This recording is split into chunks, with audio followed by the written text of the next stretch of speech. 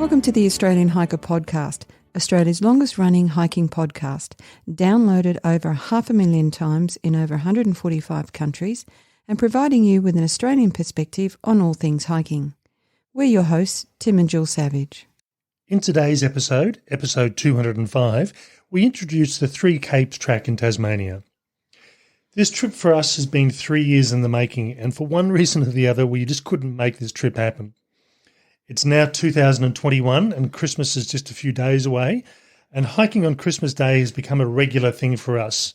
And this year, the day before Christmas, we're due to start our trip on the Three Capes track. In today's episode, we set the scene for our upcoming trip. We hope you enjoy.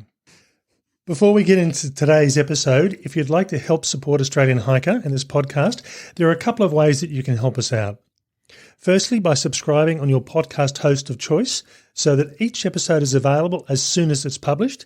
And if you have the opportunity, leave us a 5-star review. Another way to support us is go to the Australian Hiker website at www.australianhiker.com.au and click on the Support Us page and buy us a coffee. You can do a one-off donation or become a monthly supporter. All donations are greatly appreciated and help us to continue producing this podcast and blog. Now let's get on to today's episode.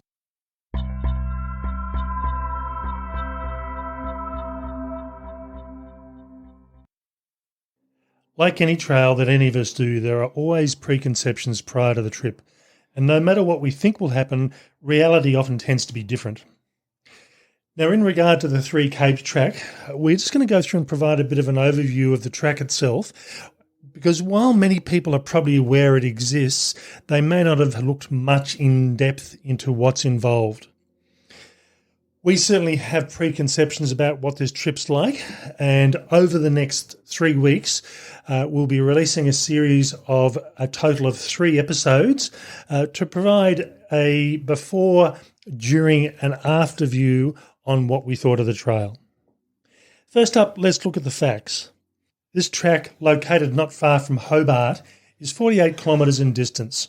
It's a paid trail, and in all honesty, as far as paid government-run trails in national parks, it's probably the dearest trip that you'll do from a hiking perspective.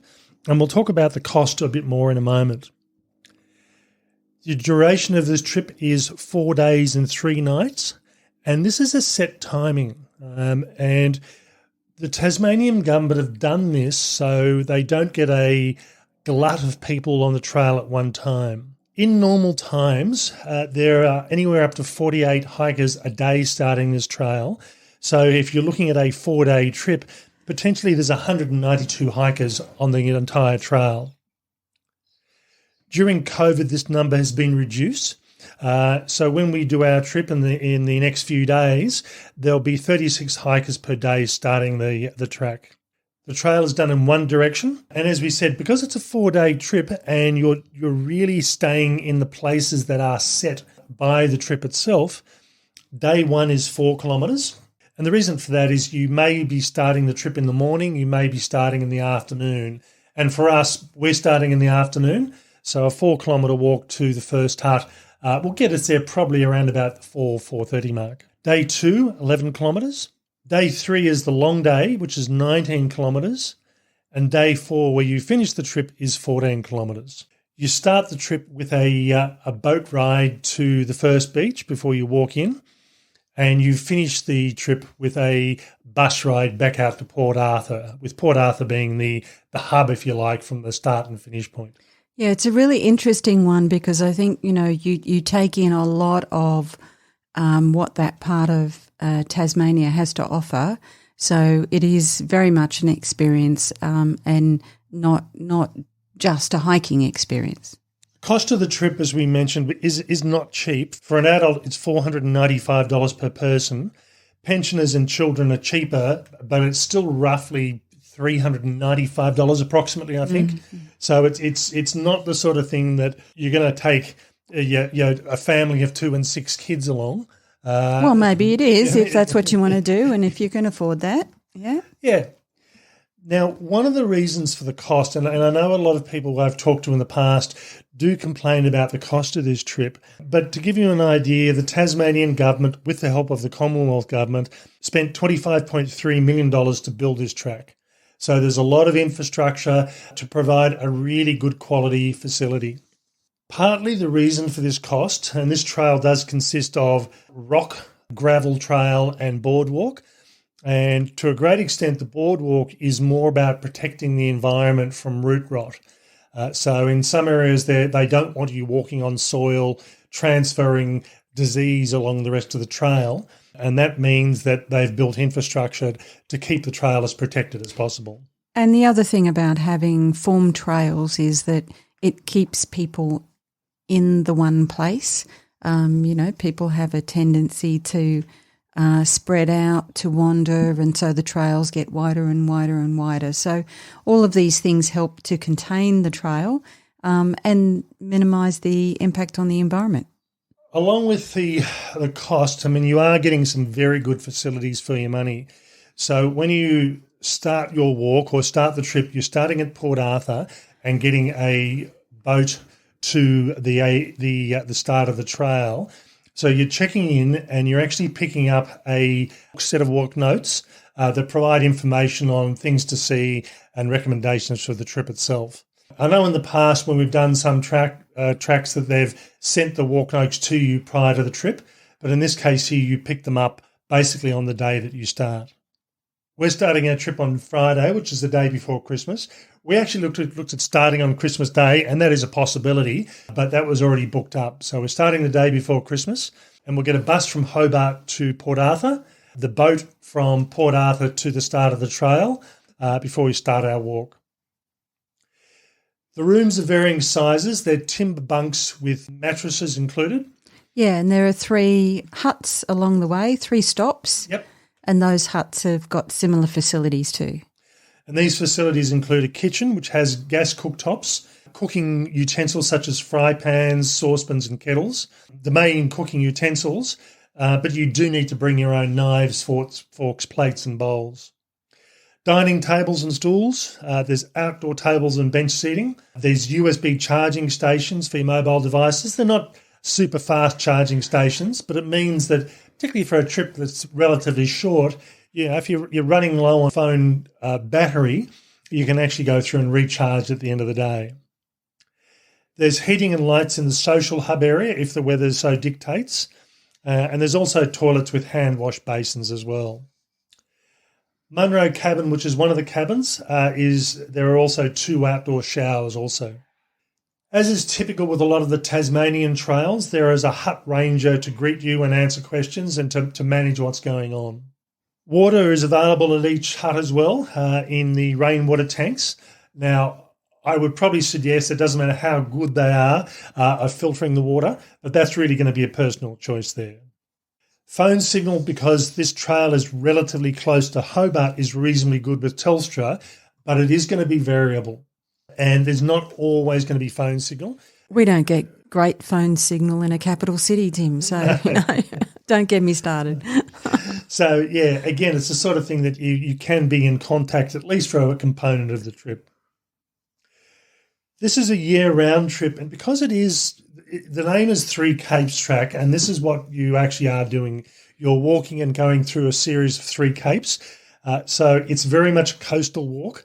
And as a result, you're not tending to get the really hot or the really cold sort of temperatures. So the summertime temperature, when we're looking at going, maximum of around about 16 to 19 degrees, and wintertime 10 to 12 degrees. Now, that sounds great, but I'm expecting wind and rain. Oh, I think so, particularly because you are walking as you approach the coastal headlands and the coastal cliff faces. Winds are given. Winds are given. And rain potentially as well. So it really is going to depend on what the forecast is happening. From a scenery perspective, certainly you're starting off at Port Arthur, so it's an opportunity to have a look at a historic site and one of Australia's main historic sites. I've never been to Port Arthur. It's going to be a bit of an extra bonus for me to have a look around before we pick up the boat in the afternoon. Eucalyptus woodland, and we've got spectacular coastal views and heathland as well. So this is probably a very different sort of trip for Tasmania. Usually if you think about the overland track and a lot of the typical Tasmanian scenery you're expecting in the west, the central and the west of Tasmania, you're thinking about big overgrown trees and dense foliage and almost temperate rainforests. In this case here, it's very much a coastal sort of trip. Yeah, and it's really, as I said, that real sort of all-round experience. The interesting thing is because of all of those facilities at the campsites or the overnight sites, it means that you don't have to take as much gear and you can lighten your load a bit. So the recommended pack size for this trip is 50 litres. Now, the reason for that is you don't need a tent, you don't have to take a stove or a cooking pot, and you don't need a sleeping bag. You do need to bring your own pillow of some sort, but you get rid of the tent. That certainly takes a chunk out of your need or your pack weight itself or your pack requirements as well. This is really a 3.5 day trip is probably the best thing to think about. So if you're starting around about midday on the first day, finishing roughly the same sort of thing a bit later. So it's 4 days in total. But you're not carrying sort of 7 or 8 or 10 days worth of food. So food often tends to be a fairly large sort of bulk and often weight in your pack. So being able to lose all that thing means you can get away with a smaller pack if you've got the option.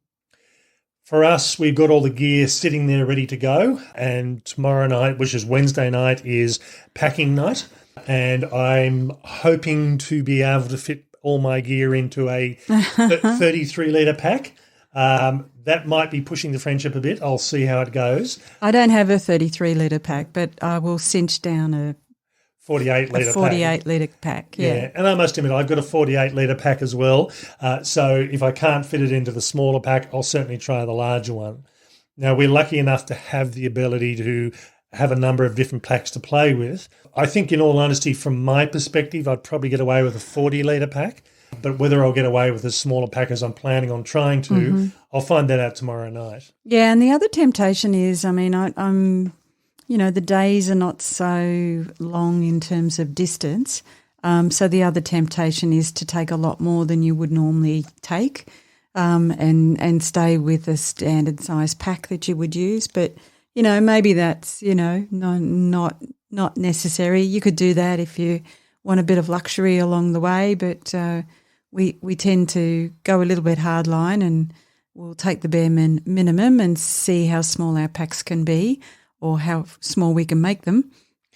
Probably for us, the luxury items on this trip, because it is Christmas, we have the individual Christmas puddings for Christmas Day, which are a little bit dry. Let me tell you, and cold, first thing in the morning, and the mince pies. Yeah, and the mince pies as well. And we've got a dessert for the 3 nights that we're actually staying as well.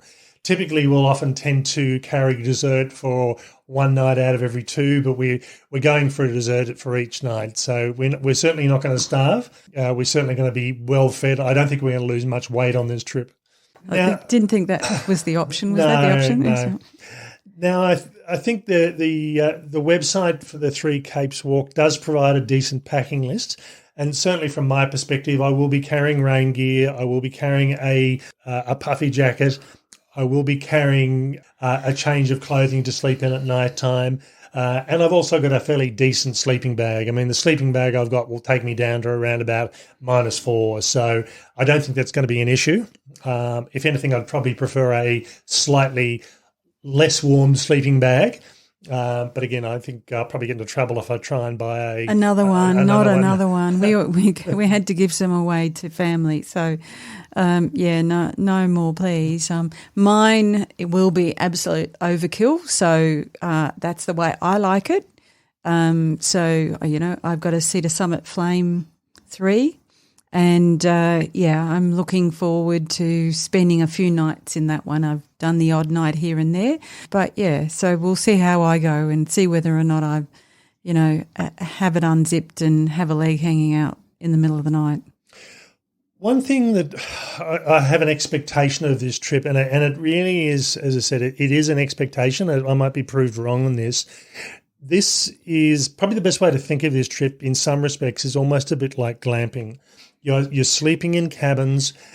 You do have a mattress, which you don't have to carry with you. Well, it's kind of, but, glamping without the bottle of wine and glamping and still carrying most of your gear. I'm not quite sure that those things go together, Tim. Well, potentially you could carry a bottle of wine. I mean, that's always an option. No, glamping is you don't carry your wine. Somebody else carries your wine. You can carry more wine. So I think with this one through here, one of the reasons I sort of compare it to a bit like glamping is you're not having to go and find a tent site at the end of the day. You're not going to have to go through and dig a cat hole to go to the toilet unless you really need to go during the middle of the day. Yeah, and I understand that the host rangers do allocate your sleeping space, so that will be interesting to see how they can. Normally you have a wander around a couple of times and you go, I like that spot over there, I'll go there. But this will be a little bit different, so quite different for us. I'm definitely taking the earplugs. That will be for me and for everybody else in the vicinity of where Tim is sleeping. Maybe they'll be lucky, I don't know. But, yeah, not taking a chance on that one. So I think for me this track is probably not a bad way to go for a starter trip. In the past, we've done things like the Kangaroo Island Wilderness Trail. That's an excellent first long-distance hike for people. This is also the same. It's a really good track to get into multi-day hiking without having to worry about the logistics of tents and toileting in the middle of the bush. Yeah, and I think the other thing for me in terms of the planning for this trip, it was really, really quite easy to connect things up. So connect up with the bus company going to Port Arthur, which arrives at the right time, and then at the other end, picks you up at the right time and so on. And I spoke with the bus company the other day in Hobart, and they knew exactly what we were doing and where we were going and when we were doing it. And, so that's kind of a nice thing and a nice comfort to be able to have that clarity and not have to freewheel too much. I have spoken to a few people that I know about this trip, and they have done parts of it in the past and been to some of the capes that we'll be visiting through a range of different means.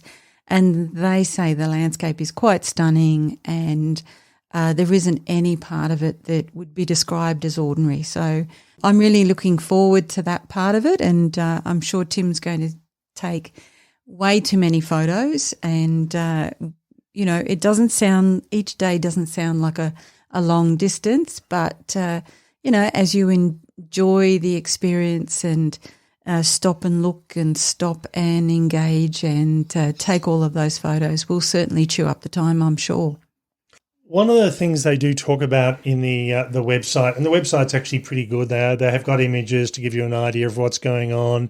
They talk about day 1, 2, 3, and 4 and the distances and what you're sort of looking at. They do actually say that as you're looking at getting out to sort of day 2, day 3, where you are getting right out onto the end of the headlands, and apparently these are Australia's highest ocean cliffs. You can get as close to or stay as far away from the cliffs as you want to be. So one of the questions in the frequently asked questions is, is it if I'm afraid of heights, is that going to be an issue? If you're afraid of heights, you probably don't want to go and stand 2 meters away from the edge of the cliff, but certainly you can still get the spectacular views and the ocean views.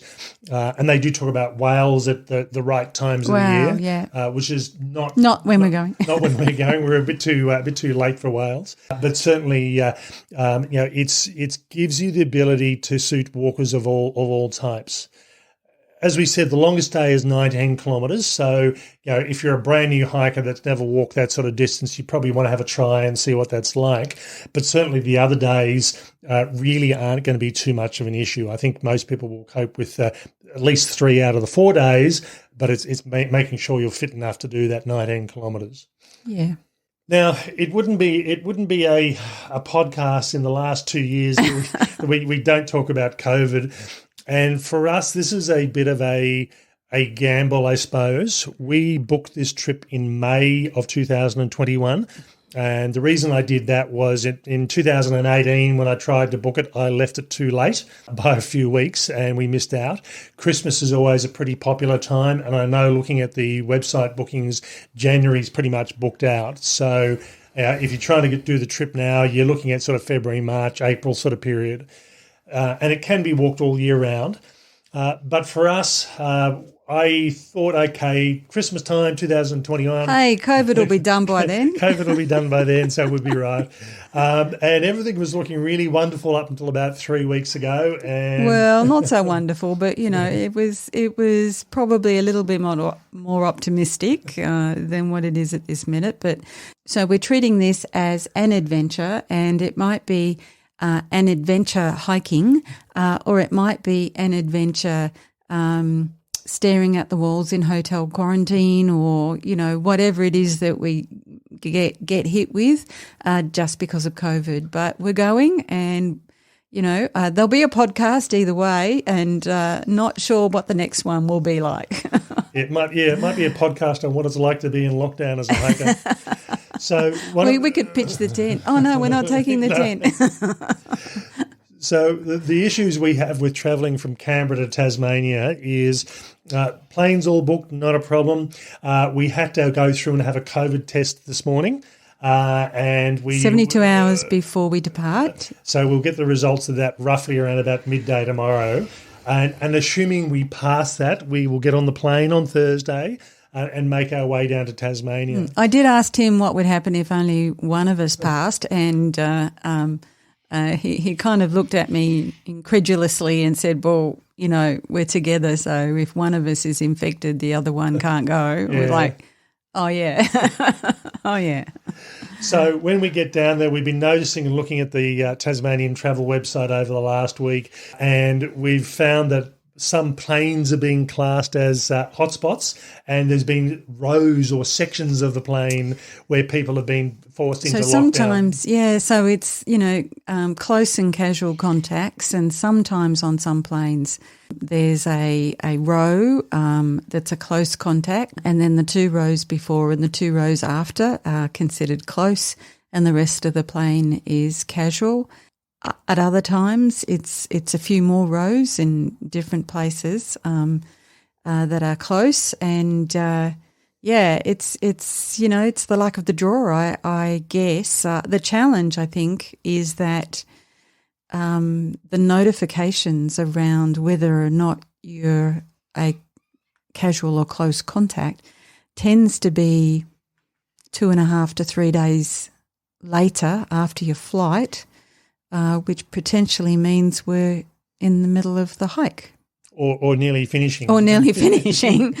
So I don't know. Yep. And if you do need to get tested because of that, because you're a close contact, you do need to do so within 3 to 5 days. So it's going to be an adventure, and if we make it all the way through, it will be probably a small miracle, but either way, we will have some great stories. So assuming everything goes well and there's no issues, second podcast, which will be a series of on-trail recordings of our experiences on trail and how we're finding things. Our experiences in quarantine, yep. I'm not quite sure. And also, if we can convince other people to have a chat to us, we'll find out how you're going as well. And that'll be released on the 29th of December.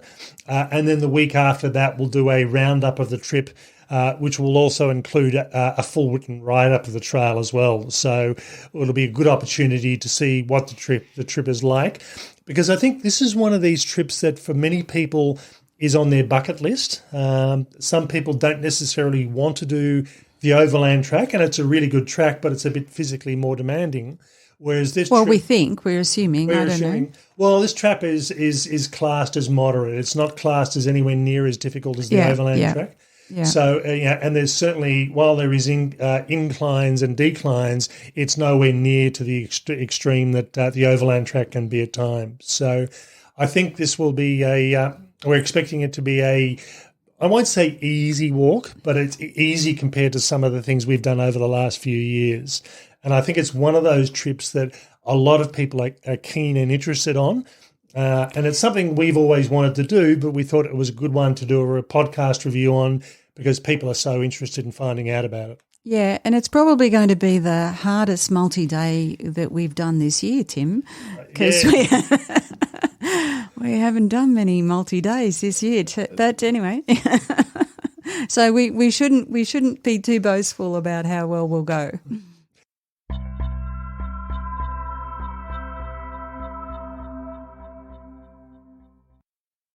All right, we hope you've enjoyed this introduction to the Three Capes Walk in Tasmania. And all things being given equal, we'll bring you 2 more podcasts on how we found this trip. Or, worst case, we'll bring you a podcast on what it's like to be in isolation during COVID. Okay, that's all for me. Bye for now. And bye from me.